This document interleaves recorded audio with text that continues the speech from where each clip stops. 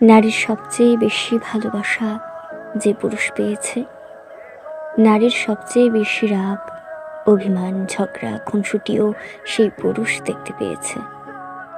নারী যাকে সবচেয়ে বেশি ভালোবাসে, তার উপরেই সবচেয়ে বেশি অধিকার দেখায়, রাগ করে, ঝগড়া করে, অভিমান করে। নারী সরলতার প্রতিমা হয়, আবার রাগেরও উপমা হয়।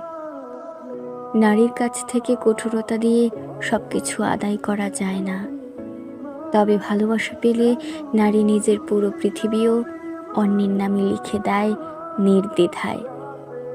নারী এমনই মায়া জড়ানো অভিমানী ফুল।